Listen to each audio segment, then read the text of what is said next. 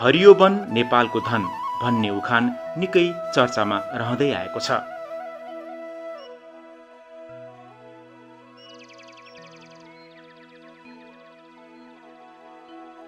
तर वनबाट पर्याप्त लाभ लिने र समृद्धि हासिल गर्ने लक्ष्यमा भने पुग्न अझै सकिएको छैन।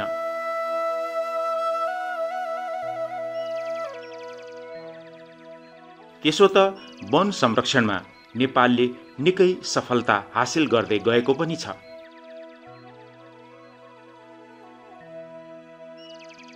मुलुकको कुल भूभागको 45.31% क्षेत्र वनले ढाकेको छ।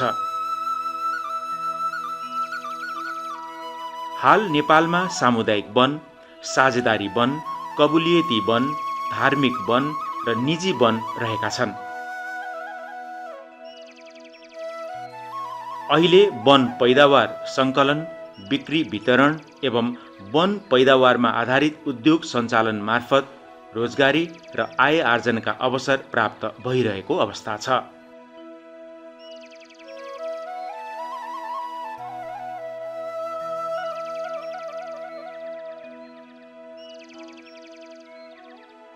वनको क्षेत्रफल बढ्नु सकारात्मक भए पनि यसबाट उद्यमशीलता विकास गरी रोजगारी र आय आर्जन बढाउने र मुलुकको समग्र अर्थतन्त्रमा सघाउ पुर्याउने कार्यमा ठोस उपलब्धि हासिल गर्न अझ धेरै चुनौती र समस्याहरू रहेका छन्।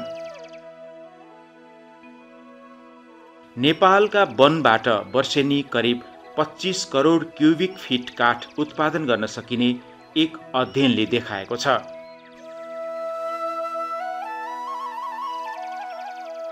तर देशभित्रै यति धेरै काठ उत्पादनको सम्भावना हुँदाहुँदै पनि नेपालले वर्षेनी अरबौं मूल्य बराबरका विदेशी गुणस्तरहीन काठ भित्र्याउनु परिरहेको अवस्था छ।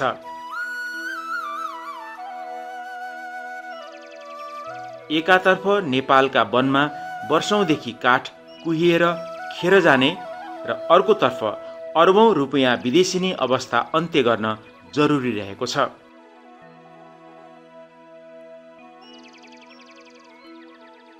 यसका लागि सरकारले ठोस कानुनी र नीतिगत व्यवस्था गरी स्वदेशी उद्योगलाई प्रोत्साहन र प्रवर्धन गर्नुपर्नेमा नेपाल वन पैदावार उद्योग व्यवसायी महासंघले जोड दिँदै आएको छ। स्वास्थ्यको कारणले पनि छ, विभिन्न कारणले जङ्गलबाट काठ प्रयोग गर्नु घरमा भनेको त एकदम राम्रो चिज हो, तर सरकारको नीतिमा त्यो आएन।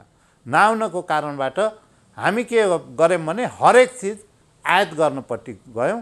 हरेक चिज नेपाल खानेकुरादेखि लिएर लगाउने कुरादेखि लिएर घर बनाउने चिजदेखि लिएर सबै आयातमुखी अर्थतन्त्र हाम्रो बन्न गयो। त्यसले गर्दाखेरि यहाँ आफ्नो देशमा उत्पादन भएका चिजहरू चढेर गढेर जाने, जङ्गलमै नष्ट हुने, त्यसबाट आउने राजस्व नआउने, हामीले विदेशी मुद्रा खर्चेर नेपालमा काठ चाहिँ लिएर आएर प्रयोग गर्ने। त्यो काठ कस्तो हुन्छ भने हाम्रो देशमा भएको काठ जस्तो काठ हुँदैन। हामीले त्यसलाई के भन्छौँ भने पहिला कुकाठ भन्ने गर्थ्यौँ, अहिले त्यसलाई परिभाषा फेरेर नरम जातिको भन्ने एउटा शब्दावली फेरिएको छ। त्यो काठहरू घरमा प्रयोग गर्दा अहिले आएर जसले प्रयोग गरे विदेशी काठहरू उहाँहरू पछुताउनु भएको छ। उहाँहरूले फेरि त्यो फालेर अर्को नेपाली काठ हाल्नु लाग्नु भएको छ। कारण के हो भने त्यो गुणस्तरहीन छ, त्यो काठ त्यो क्वालिटीको काठ छैन। त्यसकारण सरकारलाई हामीले के भनेका छौँ भने सरकारले आफ्नो बनाउने भवनहरू र सरकारले लगानी गरेका सामुदायिक भवनहरूमा सरकारले आफ्नो देशको उत्पादन प्रयोग नगरेर किन विदेशी प्रयोग गर्ने? किन एल्युमिनियम र पिभिसी प्रयोग गरेर त्यो स्वास्थ्यको लागि केमिकलबाट बनेको चिजहरू घरमा राख्ने? जबसम्म हामी त्यो आफ्नो देशको प्रयोग गर्न र उद्योगलाई संरक्षण गर्ने, उद्योग खोल्ने, रोजगारी सिर्जना गर्ने, आफ्नो देशको सबै प्रयोग गर्ने, सरकारलाई राजस्व आउँछ, करहरू आउँछ, तब न देश विकास हुन्छ र रोजगारी सिर्जना भयो भने आज जुन किसिमले विदेशमा हाम्रा नेपालीहरू गएर 55 डिग्रीको खाडीमा गएर काम गरेका छन् तिनी यहीँ बस्ने वातावरण आउँछ। यो सरकारले नीति तथा नियमहरूमा चेन्ज गरेर आउनुपर्छ भन्ने लाग्छ। नेपाल वन पैदावार उद्योग व्यवसायी महासंघ नेपालको वन पैदावारमा आधारित उद्योगी तथा व्यवसायहरूको छाता संगठन हो।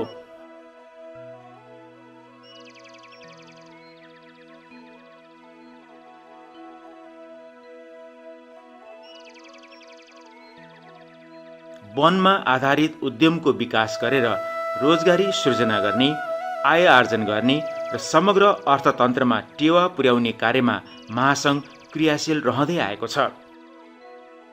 देशभरका करिब 2500 उद्योग यस महासङ्घमा आबद्ध छन्।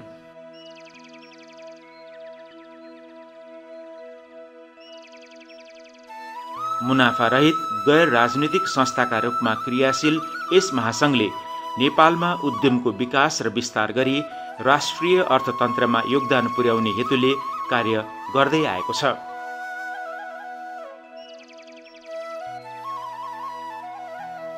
वन एक नवीकरणीय प्राकृतिक स्रोत भएकोले यसको समुचित व्यवस्थापनका माध्यमबाट वस्तु र सेवा उपलब्ध गराउँदै वनलाई समृद्धिको आधार बनाउनको लागि राष्ट्रिय योजना आयोगले 15औं योजनामा समृद्धिको लागि वन कार्यक्रम रूपान्तरणकारी योजनामा समेत समावेश गरेको छ। यही उद्देश्य पूरा गर्न सरकारले समृद्धिका लागि वन कार्यक्रम एफपीपी कार्यान्वयनमा ल्याएको छ।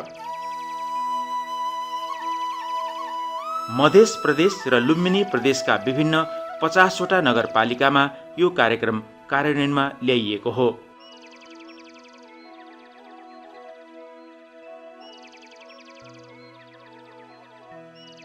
यस कार्यक्रमको उद्देश्य वनको दिगो व्यवस्थापनमा सुधार गरी यसबाट आम्दानी बढाउने र कार्बन उत्सर्जन घटाउने रहेको छ। यसैगरी समुदायमा आधारित दिगो वन व्यवस्थापन तथा वृक्षारोपण गर्ने, वनमा आधारित उद्यमको सुधार तथा विकास गर्ने लगायतका कार्यक्रम पनि सञ्चालनमा ल्याइएको छ।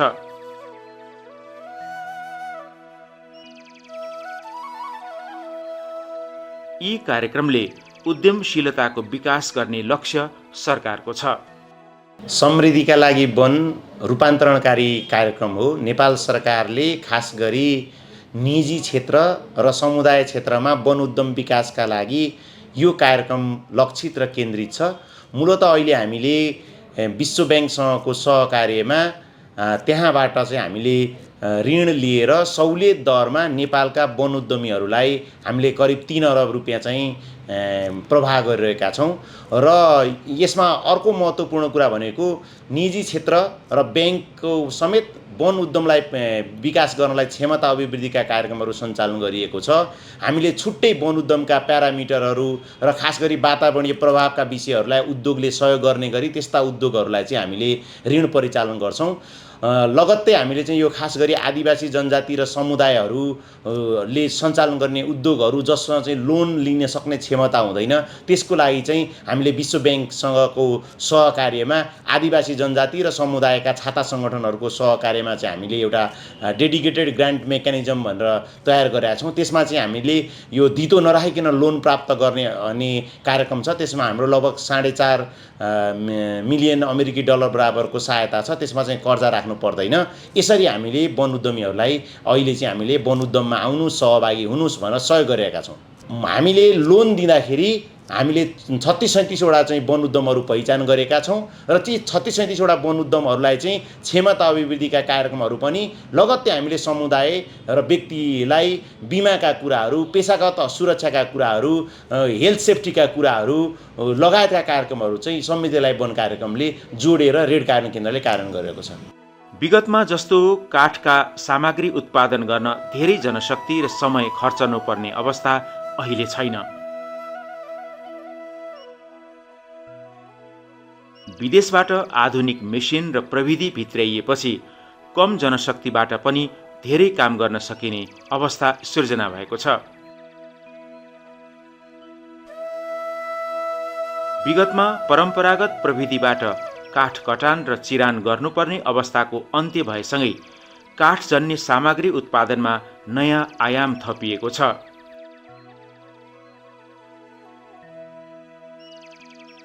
नयाँ प्रविधि प्रयोग गरेर नरम प्रजातिका काठको टिकाउपन बढाउन सकिने हुँदा साल जस्ता प्रजातिको विकल्पमा पनि बलियो काठ उत्पादन गर्न सकिने भएको छ।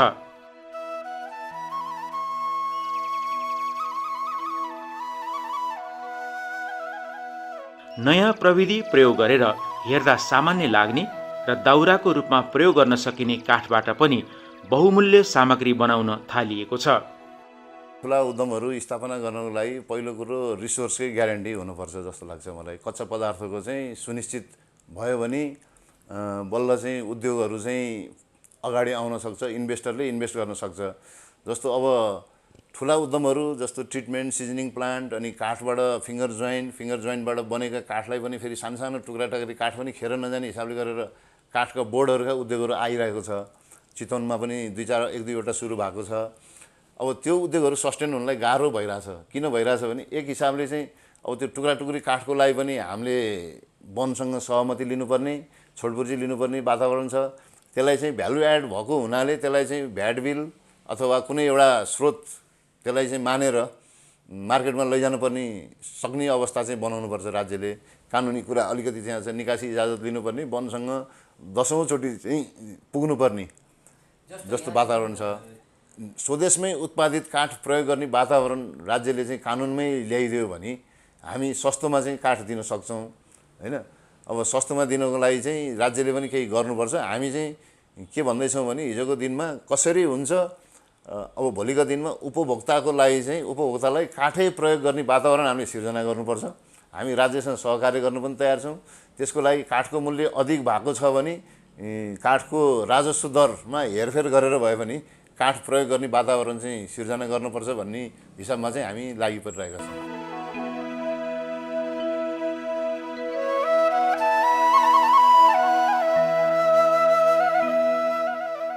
साधारण काठ खोला किनारामा लडे परेका विभिन्न समूहका वन तथा राष्ट्रिय वनका काठ सङ्कलन गरेर ती काठलाई आधुनिक मेसिनबाट चिरेर सिजनिङ गर्ने र सिजनिङ गरिएका काठबाट चौकोस, झ्यालका खापा, पल्ला, मार्बल, स्लाइडिङ लगायतका सामग्री बनाउने जस्ता कार्य हाल हुँदै आएका छन्।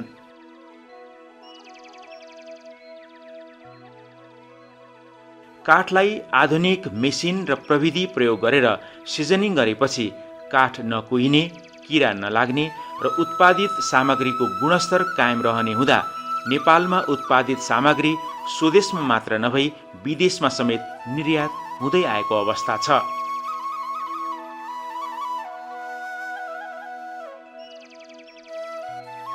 यसरी उत्पादन गरिएको काठको गुणस्तरमा कुनै कमी नहुने हुँदा ढुक्क भएर स्वदेशमै उत्पादित काठ प्रयोग गर्न महासङ्घले उपभोक्तालाई आग्रह गरेको छ। वनलाई संरक्षण गर्दै वनबाट उत्पादकत्व वृद्धि गर्दै यो देशलाई वनबाट समृद्धि हासिल गर्न सकिन्छ। यो जुन हिजोको एउटा आँकडाले देखाइसकेको छ, जुन कुरा मैले 9 करोड क्युबिक काठ उत्पादन हुन्छ भनेर एउटा अनुसन्धानले देखाइसकेको चिज हामीले सबैले प्रयोग गर्ने हो भने 4.5 देखि 5 करोड क्युबिक वर्षमा नेपालमा खपत हुन्छ भने अरू त्यसबाट तयारी वस्तु बनाएर गुड फिनिसिङ गराएर भ्यालु एड गरेर हामीले निर्यात गरेर, जस्तो अहिले हामीले आयात गरेका छौँ, भोलि निर्यात गरेर हामी डलर कमाउन सक्ने हामीसँग क्षमता छ। त्यो गर्नको लागि अहिले केही नियम कानुनहरू ऐनहरू बाधक छन्, तिनलाई सरलीकरण गर्नुपर्छ र सरकारले आफ्ना बजेटहरूमा, आफ्ना नीति नियममा आशा छ भोलिका दिनमा यिनी सुधारिएर आयो भने नियम कानुन नै ठुलो कुरा हो। स्वदेशमै गुणस्तरीय सामग्री उत्पादन हुन थालेपछि महँगोमा विदेशबाट काठ र काठका सामग्री आयात गर्ने क्रम क्रमशः घटाउँदै लैजान सकिने विश्वास नेपाल वन पैदावार उद्योग व्यवसायी महासङ्घको छ। तर यसका लागि सरकारले कच्चा पदार्थ ल्याउन सहजीकरण गरिदिन उद्योगी व्यवसायीले माग गरेका छन्।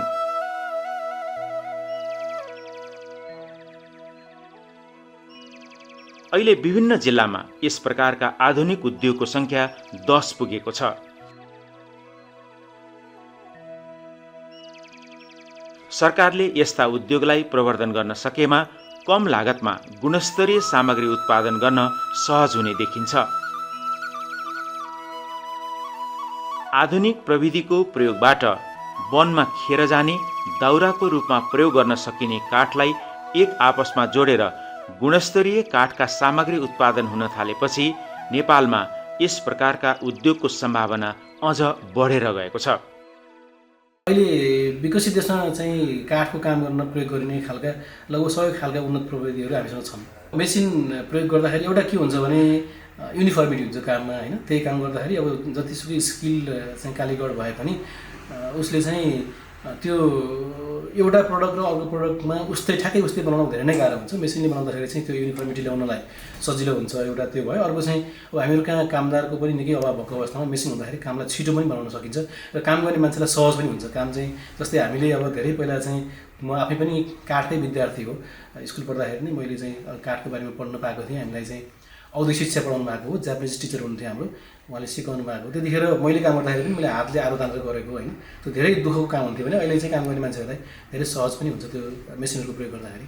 यस्तो सब हामीहरू कहाँ चाहिँ काठ वनमा छ, तर वनबाट निस्केको काठ चाहिँ यहाँ उद्योगसम्म आइपुग्दाखेरि धेरै प्रक्रियाहरू चाहिँ पार गर्नुपर्ने हुन्छ। त्यो गर्दाखेरि त्यसो गर्दाखेरि एक त प्रक्रियागत झन्झट पनि भयो, त्यसले गर्दाखेरि चाहिँ मूल्य बढाइदिने भयो काठको। किनभने प्रत्येक उसमा चाहिँ केही न केही अब समय व्यतीत गर्न परिसकेपछि, प्रशासनिक कामहरू भइसकेपछि त्यसमा चाहिँ मूल्य जोडिने भइहाल्यो।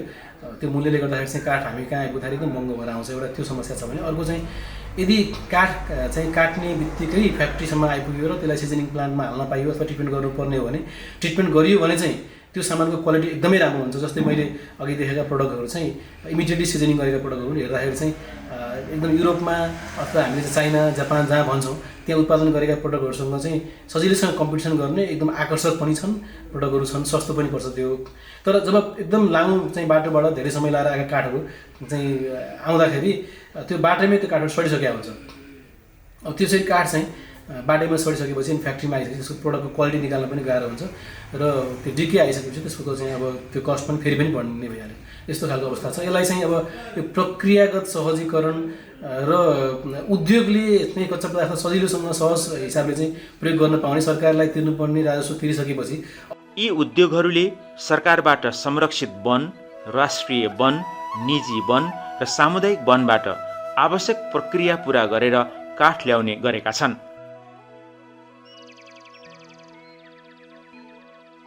खास गरी साल, सिसौ, अचना, उत्तिस र सल्लाको काठ बढी मात्रामा प्रयोग गरी विभिन्न फर्निचर लगायत खापा, चौकोस, स्लाइड झ्याल, मार्बल, पार्केटिङ लगायतका काठका विभिन्न सामग्री उत्पादन गर्ने गरिएको छ।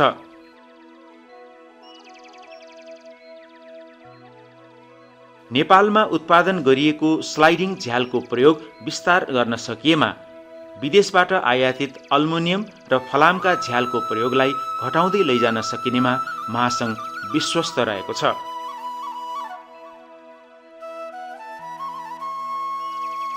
सरकारले पनि स्वदेशका यस्ता उद्योगलाई अझ बढी प्रवर्धन गर्न सके विदेशबाट आयात गरिने काठको परिमाण कम गर्न सकिने देखिन्छ।